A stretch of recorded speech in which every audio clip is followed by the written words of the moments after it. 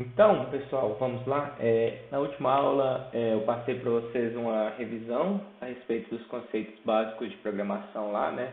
Que vocês viram nos semestres anteriores, para estruturas condicionais, estruturas de repetição. E aí agora eu quero apresentar para vocês aqui hoje dois conceitos novos que a gente vai utilizar aí durante a disciplina, que vão ser interessantes aí. O primeiro conceito que eu quero mostrar para vocês é a respeito dos vetores.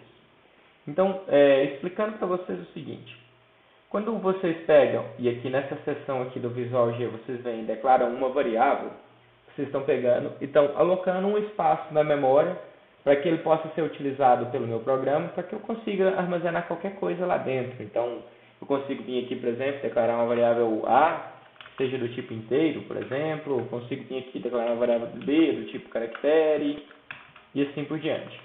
Quando eu venho aqui e declaro essa variável, o que o meu computador faz para mim é pegar lá na minha memória e vir lá e guardar um espacinho lá dentro. Esse espacinho aqui, ele tem um endereço físico dessa memória. Geralmente esse endereço ele é representado por uma variável hexadecimal. E aí o que você faz é que ao invés de você acessar esse endereço físico com aquele endereço hexadecimal, você vem aqui e você fala que esse endereço agora vai ser acessado pela posição A. E aí você pega um outro endereço lá e você vem aqui e fala, por exemplo, que ele vai ser acessado na posição B e assim por diante. Então, quando a gente declara a variável, o que a gente está fazendo é justamente alocando um espaço de memória para poder conseguir ir lá e guardar alguma informação lá dentro. Só que muitas das vezes, esses espaços de memória, se a gente alocar apenas um espaço, igual eu estou mostrando aqui para vocês, pode ser que dependendo do problema que a gente queira resolver, não seja o suficiente. Imagina comigo, que vou pegar um cenário aqui de vocês. Vocês têm de pegar e lá dentro do Moodle eu tenho de ir lá e eu tenho de lançar a nota de vários alunos, ou seja, 50, 100 alunos. Seria inviável, se eu fosse fazer isso via programação, ir lá e declarar 50 ou 100 variáveis, uma para cada aluno. Imagina que eu tenho de criar lá nota 1, nota 2, nota 3, nota 4. A quantidade de variáveis que eu ia ter de criar seria bastante exaustivo e fazer muita cópia, muito copia e cola. Então, existe uma solução que a gente consegue fazer na programação para que quando a gente precisa de armazenar vários dados que estão relacionados entre si, como, por exemplo, as notas dos alunos, que aí eu tenho de armazenar uma coleção de dados, vários dados diferentes, mas aí, ao invés de eu precisar de fazer a declaração de várias posições da memória, a gente consegue vir e fazer a declaração de um vetor. O que é um vetor? Um vetor nada mais é do que um local que a gente armazena na memória, só que ao invés de a gente armazenar apenas uma posição, quando eu vier armazenar um vetor, eu vou estar definindo a quantidade de dados que eu estou armazenando lá dentro, a quantidade de espaços que eu vou armazenar. Então, por exemplo, eu posso vir aqui e posso criar em um único vetor, eu posso vir aqui e criar, por exemplo, e armazenar de uma só vez 10 posições, 50 posições, e aí eu chamar isso aqui, por exemplo, de V, que seria o nome do meu vetor. Ou eu posso armazenar 50, quantas posições eu quiser. E aí, cada uma dessas posições aqui, quando eu declarar o vetor, ela vai ter de ser acessada por um índice diferente. Então, esse aqui é a minha variável V. Ela tem essa quantidade de memória aqui, de todas essas posições. Essa aqui é a minha posição 1. Essa aqui é a minha posição 2. Essa é a posição 3. Essa é a posição 4. Posição 5, 6, 7, 8, 9. No meu caso aqui, vai até a posição 10. Então, cada uma das meus espaços de memória que eu aloquei, eles vão ser divididos entre uma posição diferente. Então, a gente tem lá, que são as 10 posições, a gente tem lá o vetor, que ele é uma única variável, mas essa única variável ela tem várias posições de memória diferentes. Então, dessa forma, quando a gente aloca um vetor, o que a gente faz nada mais é do que conseguir ir lá e distribuir na minha memória várias variáveis, vários espaços de memória para uma mesma variável. Como que eu declaro um vetor? Se eu vier aqui, por exemplo, no meu Visual G, eu venho aqui e declaro um V, que é o nome da minha variável. Aí eu vou vir aqui e vou colocar vetor. E entre colchetes eu vou vir aqui e vou colocar quais as posições que eu quero. Tá vendo? Eu separo com esses dois pontinhos. Isso indica aqui que eu quero ir da posição 1 até a posição 10. Então a gente coloca 1 de 10. E aí na frente eu coloco aqui, por exemplo, de inteiro. Então, dessa forma que eu estou falando é que eu estou criando uma variável chamada V, E essa variável ela é um vetor e ela vai ter quantas posições? Ela vai ter da posição 1 até a posição 10. E as posições de dados dela vão ser do tipo inteiros. Vocês já viram aqui que do lado do direito aqui tem essa execução de memória aqui, né? Tem a execução de memória. Se eu vier aqui rodar o algoritmo, vocês vão ver que vão ser criadas aqui, ó, tá vendo? Além da minha variável A e da minha variável B, observa que a minha variável V foi criada, mas não apenas uma vez. Eu criei 10 posições de memória em sequência. Isso indica que é aquilo que eu falei para vocês. Quando a gente declarou esse V, a gente declarou ele apenas uma vez, mas ele teve 10 espaços de memória, onde dentro desses 10 espaços eu consigo acessar eles de forma independente. Para eu poder acessar um espaço específico, basta eu vir aqui e colocar, igual está exibindo aqui, entre os colchetes. Então, por exemplo, se eu quiser aqui vir acessar a primeira posição da minha memória, eu vou colocar a variável V e entre colchetes qual a posição, no caso a posição 1. E aí eu posso vir aqui e atribuir um valor para ela, por exemplo. Se eu quiser acessar a terceira posição da memória, seria V na posição 3. E assim por diante. Então, toda vez que a gente declara o vetor, para a gente poder acessar uma posição específica, basta eu vir aqui e colocar o V e entre colchetes a gente coloca em qual posição que eu quero acessar. Então, declaração do vetor. Vetor, entre colchetes, as posições de inteiro. Acesso ao vetor é o nome da minha variável e entre colchetes qual posição daquela variável que eu quero acessar. E quando a gente declara um vetor, se vocês observarem, vocês vão ver que os valores aqui eles vão ser dispostos de forma sequencial. Então, primeiro é a posição 1, depois a posição 2, depois a posição 3 e assim por diante. Por eles estarem dispostos em forma sequencial, existe uma estrutura de repetição que ela é eficiente para a gente poder fazer acesso ao vetor, que é justamente a estrutura de repetição para. Se vocês lembrarem lá do para, o que a gente tem de fazer? A gente não tem de declarar um início, a gente tem de declarar e a gente não tem de declarar um término, e por último a gente não tem de declarar um passo. Então o para consegue funcionar muito bem em paralelo com os vetores, justamente por isso. Porque se a gente tem aqui que a gente sabe exatamente qual que é a primeira posição do nosso vetor, a gente consegue declarar essa primeira posição como sendo o início. A gente sabe exatamente qual que é a última posição do nosso vetor, então a gente consegue declarar essa posição como término. E a gente sabe que cada uma das posições, ela sempre caminha de mais um e mais um. Então a gente sabe declarar aqui o nosso passo. Então a gente consegue utilizar o para poder percorrer, que a gente chama de percorrer completamente o vetor. Seja para mim poder fazer a leitura, seja para mim poder fazer a atribuição, a escrita dos valores que estão dentro do vetor. Então, por exemplo, imagina um cenário que eu queira vir aqui e eu queira ler essas 10 posições do vetor, imaginando que elas talvez possam ser notas de alunos. Então, o que eu vou precisar de fazer? Eu vou vir aqui e vou criar uma variável i, que vai ser a minha variável de controle do para, e aí eu vou fazer aqui para i de 1 até 10, passo 1. Observa, o nosso para vai começar em 1, que é a primeira posição do meu vetor, vai ir até 10, que é a última posição do meu vetor, e vai caminhar de 1 em 1, que é a diferença entre cada uma das posições do meu vetor. Aí eu posso vir aqui e fazer alguma coisa, por exemplo assim, escreva, digite a nota, e coloco o i aqui, imprimir, e depois eu leio o vetor na posição i. Vamos executar para a gente ver o que acontece. Então, observa lá, digite a nota 1. O primeiro valor que eu digitar vai vir para o vetor na posição 1. Digite a nota 2. O segundo valor que eu digitar vai vir para o vetor na posição 2. E assim por diante até o final do nosso vetor. No caso, como são 10 posições, eu vou ter de vir aqui e digitar 10 valores. Dessa forma, a gente consegue vir aqui e percorrer o nosso vetor e colocar os valores aqui dentro da variável de uma por uma dentro do nosso vetor. Ok? Da mesma forma, além da gente vir aqui e fazer o para leitura, no final depois eu posso fazer o para também no mesmo sentido, só que para, por exemplo, escrever os valores.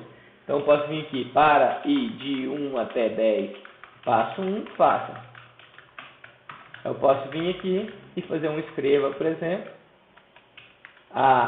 Vou fazer o escreval aqui, tá? Quebrar a linha. A nota I e imprimo a nota na posição I. Então vamos rodar lá, por exemplo, vou pular 1, 2, 3, 4, 5, 5, 4, 3, 2, 1. Observa lá, a nota 1 é 1, 2, 3, 4, 5, 5, 4, 3, 2, 1.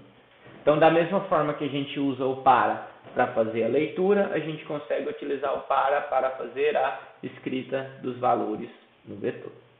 Ok? Até isso aqui, pessoal, tranquilo?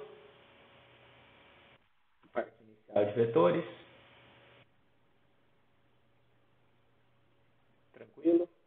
Se tiver dúvida, vocês vão deixando aí no chat para mim, por favor. Vamos fazer aqui, eu vou aproveitar, eu só quero ver o que é a atividade que eu passei para vocês, também não fazer uma atividade para não fazer igualzinho aqui, né? Eu lembro que eu... Peraí, só um pouquinho que o meu mouse também travou aqui. Vamos fazer alguma aqui que a gente consiga utilizar mais conceitos juntos. Então, vamos pegar, por exemplo, e agora, além de a gente poder fazer a leitura dessas notas, vamos supor que a gente queira, a questão 4 e 5 lá, né? Elas são bastante semelhantes aqui, né? Além da gente queira fazer a leitura dessas notas, vamos supor que a gente quer no final também descobrir qual foi a maior nota lida. Então, além disso, a gente vai querer fazer qual foi a maior nota lida. Então, eu posso vir aqui, no final, vou criar uma outra variável aqui, que eu vou chamar ela de maior. Colocar ela como sendo inteira. E aí eu vou vir aqui e na hora que eu estiver fazendo aqui essa leitura, eu posso fazer na hora que eu estiver fazendo a leitura, ou posso fazer na hora que eu estiver fazendo a escrita, tanto faz. Eu vou vir aqui e vou começar essa minha variável maior com um valor bem baixo. Eu vou começar a minha variável maior como sendo 0. E aí, na hora que eu for fazer aqui a comparação aqui, que eu fiz a minha leitura, eu vou vir aqui e vou verificar. Se vetor na posição I é maior do que a minha maior, então a gente substitui essa maior pelo valor que acabou de ser lido. Dessa forma, a gente consegue guardar qual que é a maior nota. Então, vamos rodando aqui para a gente ver. Por exemplo, observa lá, o meu maior começou valendo 0. Aí eu venho aqui e digito um 5. Observa que 5 é a maior nota que eu li até esse momento.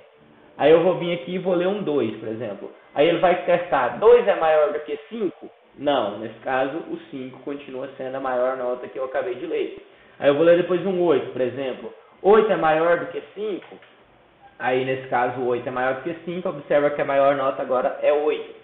Aí imagine que eu digitei 7. 7 é maior do que o 8? Não, continua sendo o 8 maior. E aí a gente vai digitando vários valores aqui. Na hora que eu digitar, por exemplo, o 9, 9 é maior do que 8? Sim, então o meu maior passa a ser o 9 agora. E aí no final 1, observa que ele imprimiu as notas, eu esqueci de imprimir o maior. Mas observa que a maior nota lida, eu guardei ela aqui dentro da minha variável, foi o número 9. Então vou só pôr aqui no final. A maior nota lida foi, e aí a gente imprime o maior aqui, para a gente poder ter a informação de qual foi a maior nota lida. Ok?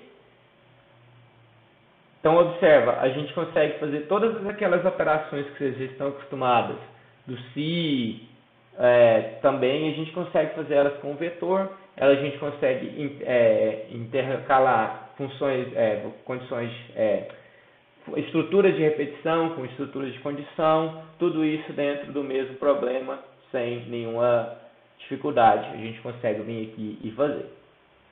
Ok? Lá eu estava vendo aqui, eu tenho duas atividades que eu passei para vocês, de vetores lá, né? Que uma é para fazer a ordem inversa e outra que é para, se eu não me engano, achar quantos números pares. Isso, são duas de vetores, que é para imprimir quantos que são positivos, desculpa, e outra que é para imprimir quantos que são na ordem inversa. De vetor, pessoal, tranquilo? Alguma dúvida?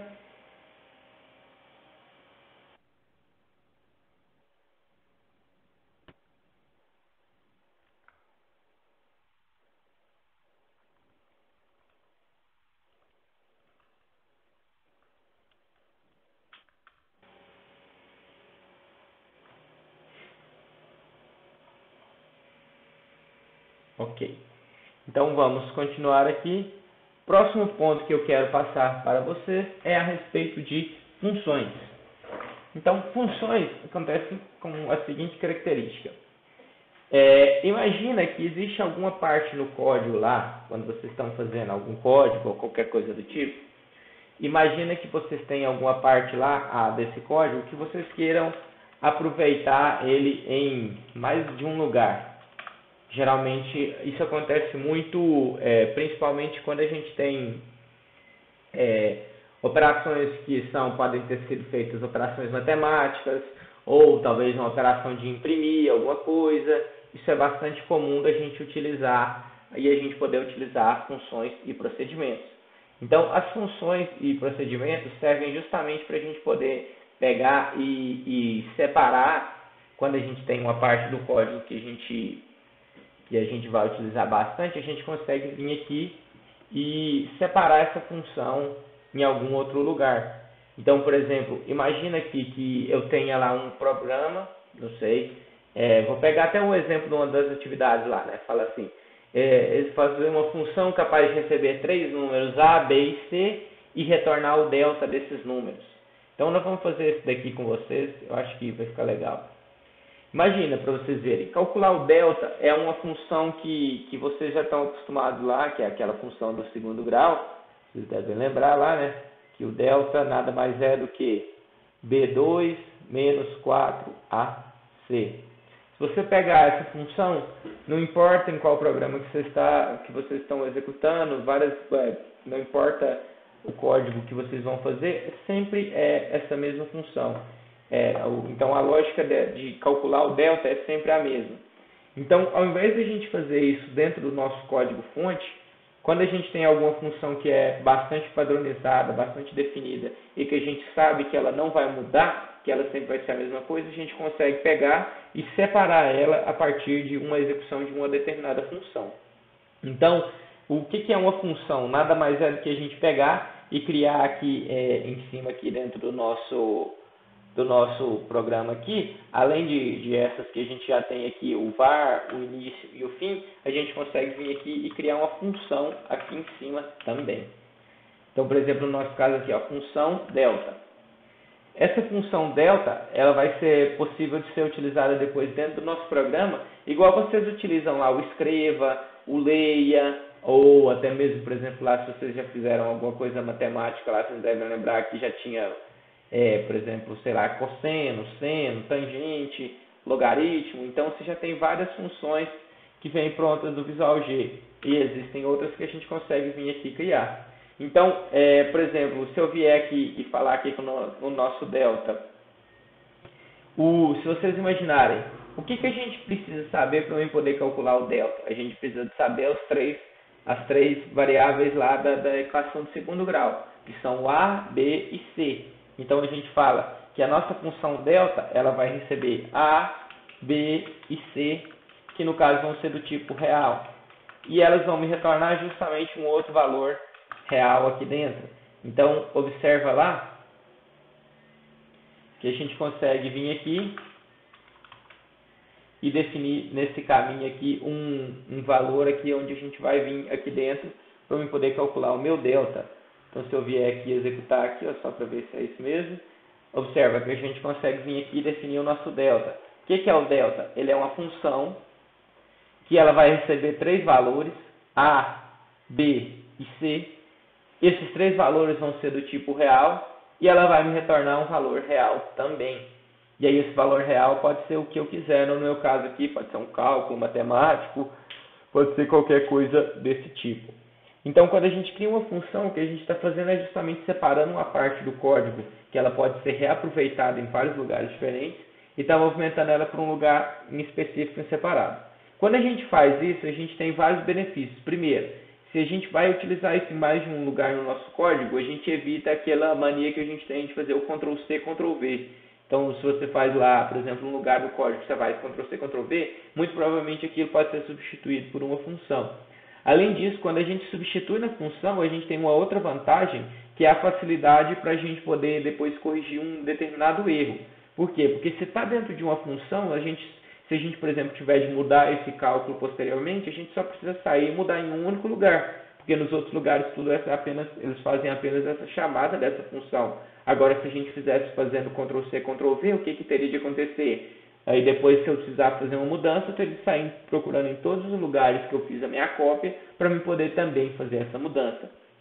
Então, as vantagens de utilizar funções são justamente a gente desacopla o nosso código, a gente separa as funcionalidades em objetivos diferentes e, além disso, a gente facilita na hora que a gente precisar de fazer uma correção. Uma função, ela funciona como se fosse um algoritmo próprio. Então, a gente consegue vir aqui dentro, por exemplo, e criar uma variável aqui também. Então, a gente pode vir aqui para essa função e a gente criar algumas variáveis. No nosso caso, eu vou criar uma variável D aqui, que vai ser onde eu vou calcular o meu valor aqui do meu delta. E aí, então, eu vou vir aqui e vou falar que o D vai receber o que é a função do delta mesmo? B2 menos 4AC. E no final, o que a gente tem de fazer? Além da gente pegar lá e fazer no final toda a nossa variável, no final a gente tem de retornar a nossa função. A gente tem de retornar aquele valor que a gente está calculando. Então, eu vou vir aqui e vou pôr return D. Então, o que vai acontecer quando a gente vier aqui fazer uma chamada de uma função? Posso vir aqui, por exemplo, e só fazer um teste aqui. Ó, escreva delta. Aí eu ponho valores aqui, por exemplo, 10, 5 e 8. Vamos só dar esse delta aqui só para a gente ver o que acontece. Então, o que ele está fazendo aqui? Observa para vocês verem. Eu vou até bater um print desse código aqui, para a gente poder mexer nele aqui no nosso pente. Então, o que ele está fazendo? Quando eu venho aqui e chamo essa função delta aqui dentro, ele está vindo aqui e está fazendo uma chamada para a minha função que está cá em cima. Então, ele associou e veio aqui e colocou esses valores aqui para mim. Fez essa chamada. Aí, o que ele fez? Esse primeiro valor que ele está passando aqui, que é o 10, ele veio e colocou no primeiro valor que eu tenho aqui disponível. Então, ele pegou o 10 e jogou aqui no lugar do A. Então, aqui em cima, esse A está valendo 10. Depois, o que ele pegou? Esse 5 aqui, que é o segundo valor, ele jogou para o meu segundo valor disponível aqui, que é o B.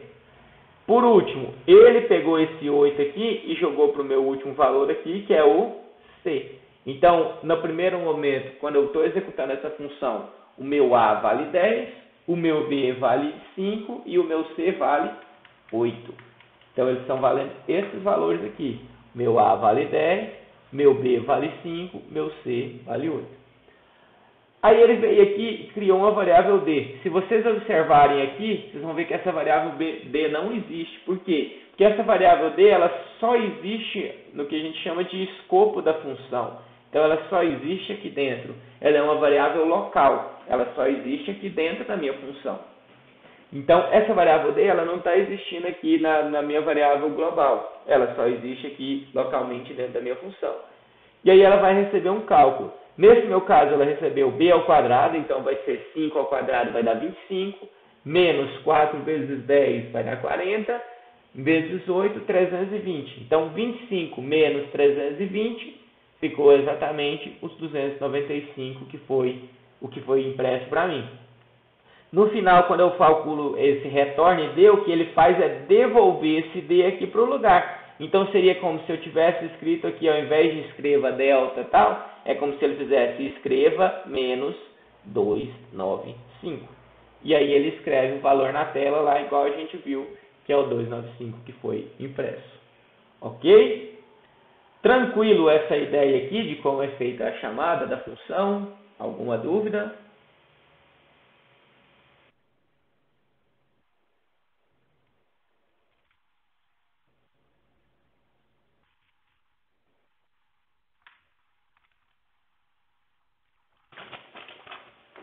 Isso, não, nós vamos fazer isso agora. Primeiro eu só queria entender esse fluxo aí, nós vamos fazer aqui agora para digitar os valores.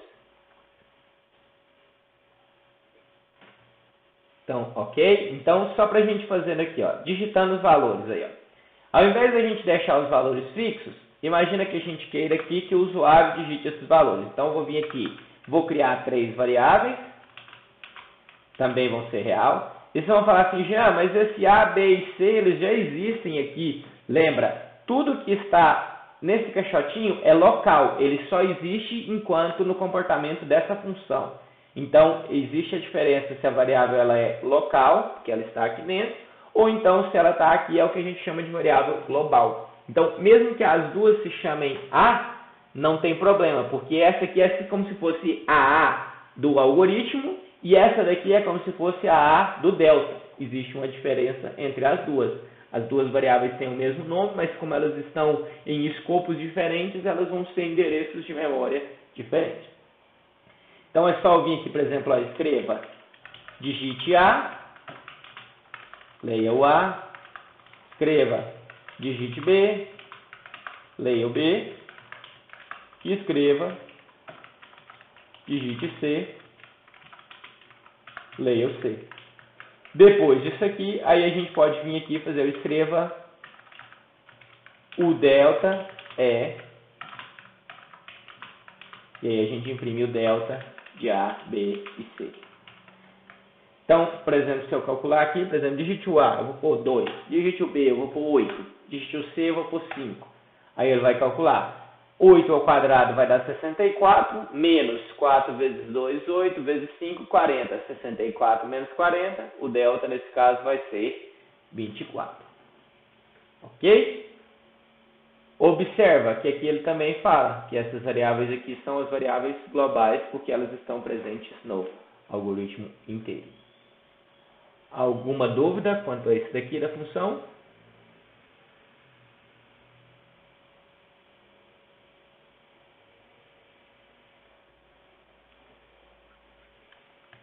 Tranquilo? Então, eu vou salvar aqui para a gente colocar na biblioteca lá dentro depois. Vou passar aqui rapidinho, então, com vocês agora, a respeito das atividades, né? Só para a gente poder ter auxiliar vocês aí para dar um direcionamento, caso está tendo alguma dúvida. Então, primeiro, lê um vetor com 10 posições e imprima esse vetor na ordem inversa. Quanto a esse daqui, eu posso dar uma dica aqui para vocês, que é o seguinte. Eu não sei se vocês lembrarem lá, vou só pôr aqui um exemplo aqui. O para, né? Se vocês lembrarem lá, o para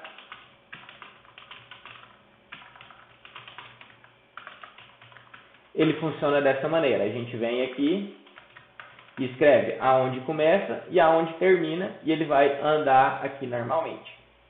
E aí lembra, nós vamos precisar desse para aqui para eu poder fazer a leitura do vetor. Como que vai funcionar se vocês quiserem que o para ande, no caso, para fazer a ordem inversa? A forma mais fácil é a gente fazer o para, só porque a gente faz ele andando ao contrário. Então, ao invés de a gente começar em 1 e ir até 10, no nosso caso a gente vai começar em 10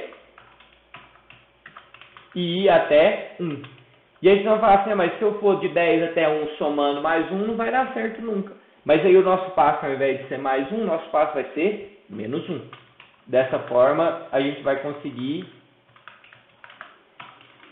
rodar o nosso para ao contrário. Se vocês observarem aqui, ó, não sei porque que o meu travou aqui, peraí, deixa eu rodar de novo. Olha lá, ó, vocês vão ver que a gente vai, nesse caso, como eu deixei ambos, o primeiro ele vai de 1 até 10, e depois ele vai de 10 até 1. Dessa forma aqui fica bem tranquilo para vocês fazerem a impressão do vetor de ordem inversa. É apenas rodar o para ao contrário. Então, uma dica boa aí para vocês utilizarem.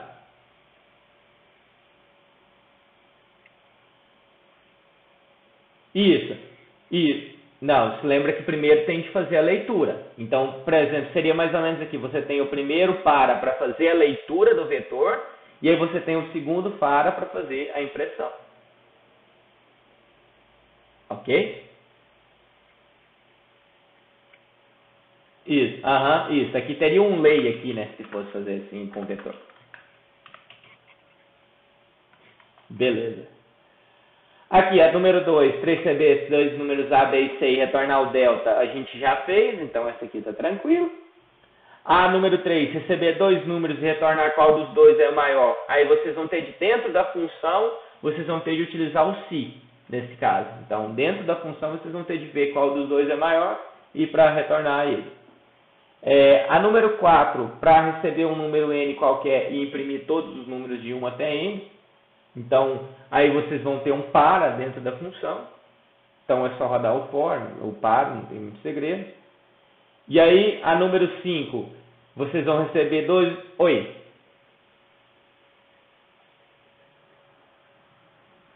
Aham. Isso, aí nesse caso, se vocês quiserem, vocês podem utilizar o procedimento, não tem necessidade de usar a função.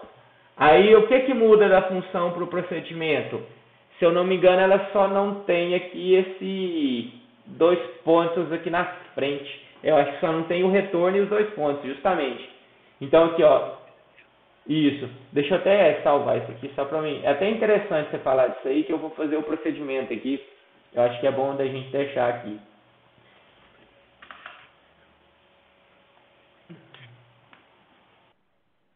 Ah, o Ctrl G. Ah, que interessante. O procedimento aqui, ó. Só mostrando para vocês que foi bom que deixa eu ver o seu nome, desculpa, só para mim não perder aqui. Newton, desculpa, Newton. O Newton falou a respeito do procedimento, que é interessante. Porque na número 4, se vocês falarem lá, se vocês verificarem, ela é só para imprimir, ela não deve retornar nada. Então, se eu for utilizar uma função que não retorna nada, ao invés de a gente utilizar a função, a gente pode utilizar o procedimento. Que o procedimento é idêntico à função, só porque ele não tem retorno. Então, por exemplo, eu posso vir aqui, por exemplo, o procedimento e imprimir qualquer coisa. Vou pôr aqui, por exemplo, imprimir nome, pode ser, que aí eu vou receber o meu nome aqui. Aí eu vou ter da mesma forma início, fim, procedimento. Observa, eu não tenho 2 pontos aqui na frente para determinar o tipo de retorno. E aqui dentro eu não vou ter nenhum retorno. E aí eu vou ter só um escrevo aqui para imprimir o nome mesmo. Eu vou pôr tipo assim, meu nome e aí põe a vírgula aqui e imprime o nome. Aí eu posso vir aqui só depois de chamar essa função, imprimir nome, passando aqui dentro meu nome, e aí eu consigo executar ela aqui também. É porque ficou um lay aqui, deixa eu tirar ele aqui. Aí lá, e aí ele vai imprimir lá, no caso, meu nome é Jean.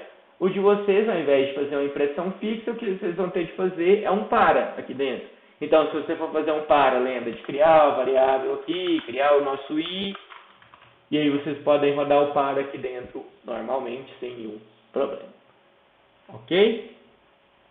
Só deixar aqui para vocês pegarem essa aqui, depois eu vou deixar lá para vocês utilizarem como alguns atalhos para os exercícios. A número 5, faça uma função capaz de receber 2 números A e B, onde o primeiro é sempre menor que o segundo, e calcula a soma dos números pares compreendidos entre os dois. Então aqui vocês também vão precisar de um para, só que ao invés de começar em 1 e ir até x, por exemplo, vocês vão começar em A e vão ir até B para vocês calcularem essa soma. E por último, ler um vetor com 20 posições e imprimir desse vetor quantos números lidos são positivos. Então também bem tranquilo. O que vocês vão precisar é de, na hora que for fazendo a leitura do vetor, vocês façam um teste como um se, para verificar se ele é positivo ou não. Vou até salvar esse aqui como procedimento. E aí eu subo depois esses arquivos para vocês lá dentro da biblioteca. Ok? Então, pessoal. Tranquilo? Mais alguma dúvida?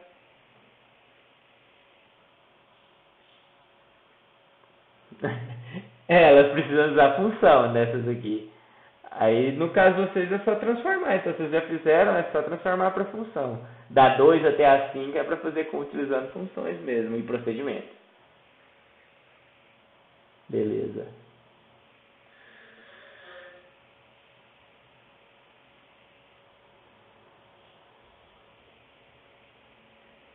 Mais alguma dúvida, pessoal?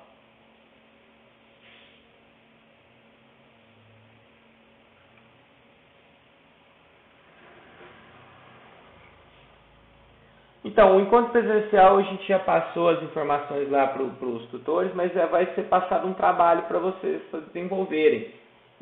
Deixa eu confirmar aqui só, deixa eu abrir o documento, é bom que eu mostre aqui para vocês.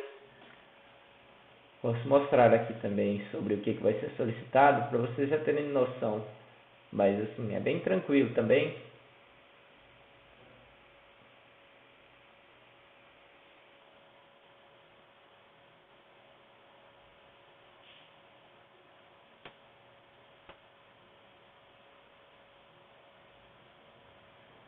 Aqui, ó. O objetivo, deixa eu separar isso aqui, porque quando a gente manda aqui tem um formato de documento que a gente tem de mandar, às vezes não vai ficar muito legal para vocês lerem.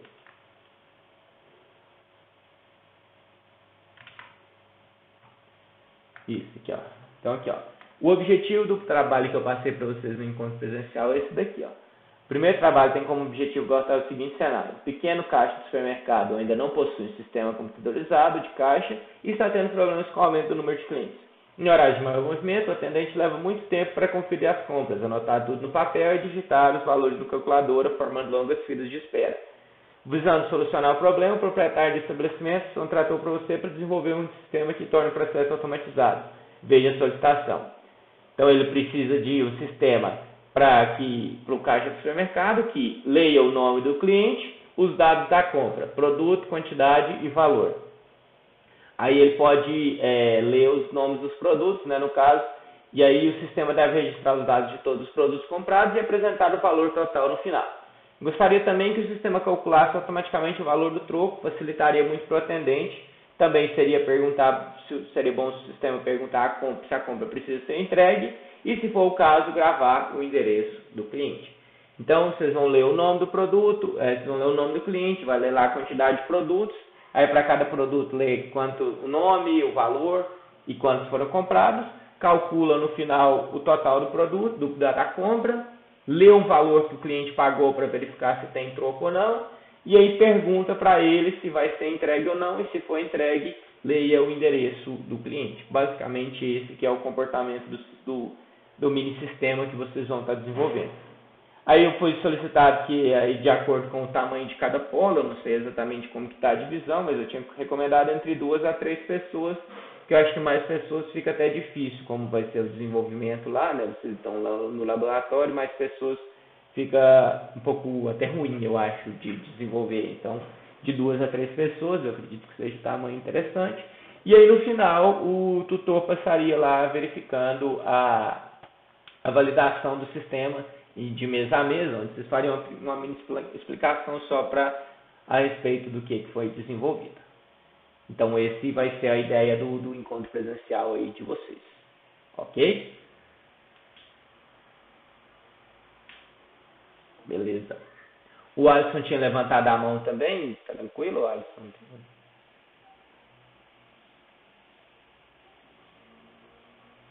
Eu, pelo menos, eu não estou conseguindo te ouvir. Eu não sei se o restante do pessoal está conseguindo ouvir.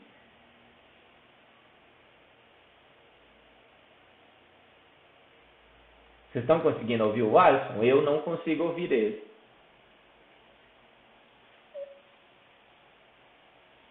O Alisson, nós não estamos te ouvindo. Se você quiser digitar aí, às vezes, no chat, por favor.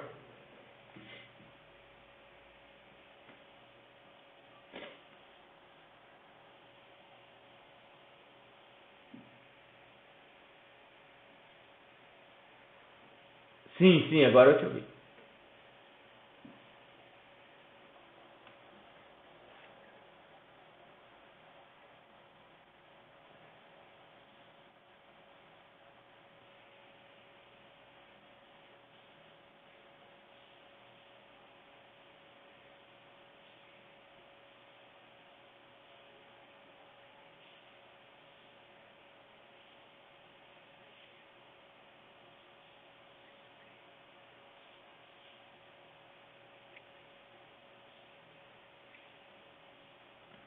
Isso, só lembra que essa parte do para, ao invés de estar no início, ela tem de estar dentro de um procedimento.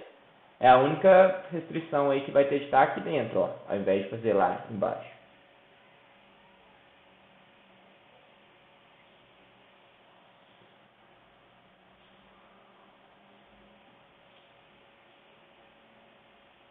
Aí só que aí só é isso mesmo, a ideia que você falou tá certinha, Somente essa parte de imprimir, que ao invés de estar aqui na função principal, ela tem que estar aqui em cima, em uma função separada.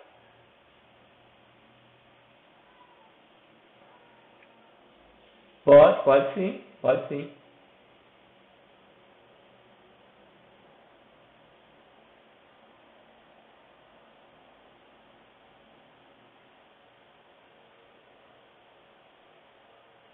Carregou. Isso.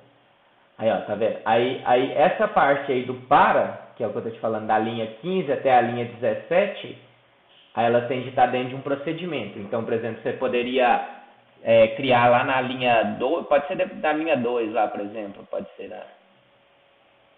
depois da linha 2, depois do algoritmo lá, né? Pode ser depois da linha 6 que vocês colocaram o comentário aí, ó, depois da linha 6. Isso. Aí você criaria um procedimento aí, por exemplo, sei lá, procedimento. Aí pode ser, por exemplo, não sei o nome que você quiser, pode ser, por exemplo, atividade 4. Pode ser. Seria o nome do seu procedimento. Aí, no caso, não pode ter espaço entre o nome do procedimento, é igual ao nome de variável. Isso. Aí ela vai receber o N entre parênteses, né? Então você teria água em parênteses e você recebe o N, que é inteiro. Aí você tem que pôr que é 2 pontos inteiros lá dentro do N. Isso. E aí fecha parênteses. Aí faz aí dá um Enter. Nós vamos precisar do I aí dentro, né? Então você pode criar um var I aí dentro. Aí você vai ter um var de novo. Aí I, 2 pontos inteiros. Aí o início.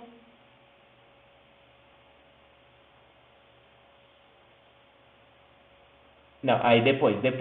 Início agora. Início. Aí dá um enter aí desse var aí. E depois o fim procedimento.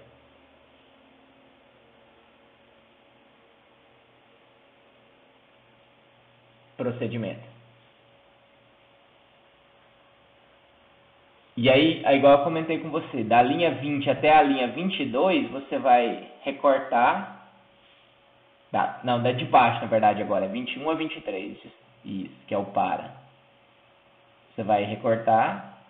E aí você vai colar ela entre a 10 e a 11 lá. Entre o início e o fim procedimento. Cola ela aí. Isso, tá bem. Então agora você criou um procedimento para poder fazer essa escrita. O que você tem que fazer lá no final, lá depois do leia N? Você vai ter que chamar o seu procedimento aí. Então agora, qual que é o nome do seu procedimento que você colocou lá em cima? Não foi atividade 4? Então você vai pôr atividade 4 e entre parênteses você vai passar o N que você leu. Não, é o N no caso, você vai passar o N. Isso. Executa ele para você ver agora.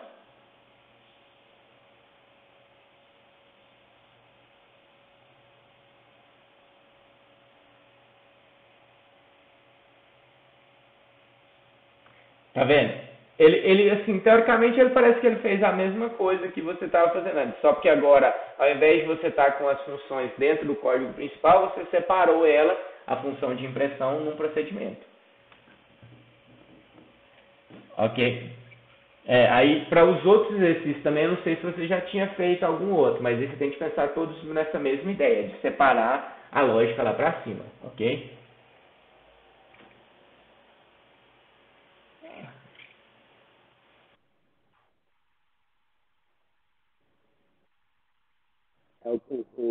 Para formatar, Ctrl G aí, ó. Aí, beleza.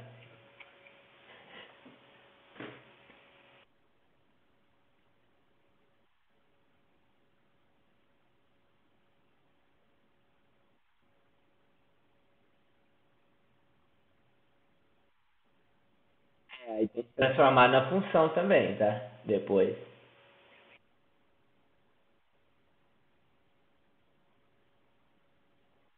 Beleza. Por nada.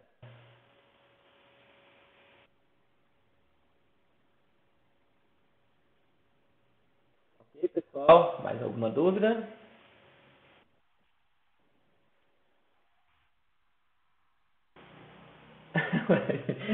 Vocês não me chamaram na época, me chamaram para lógica matemática. Ué. Mas a cada semestre a gente pega uma disciplina diferente. A gente vai. Semestre que vem eu acho que eu não sei se vocês vão estar, mas eu já tenho banco de dados. Semestre que vem que eu vou lecionar banco de dados. Não sei se vai ser disciplina de vocês já do terceiro período. Vai. Acho que é. Semestre que vem nós estamos de novo juntos.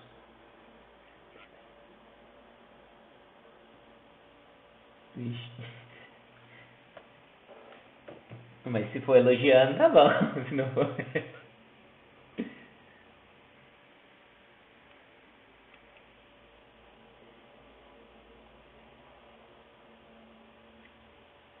Ué, bom, então, se vocês acharam bom, que bom que vocês estão gostando.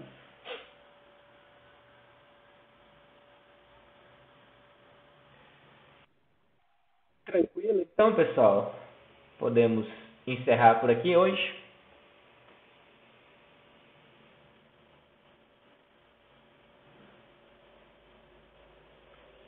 Então, eu vou parar a gravação aqui. Qualquer dúvida, não deixem de entrar em contato, pode mandar mensagem lá, ou mandar por e-mail, que eu ajudo vocês aí também. Beleza?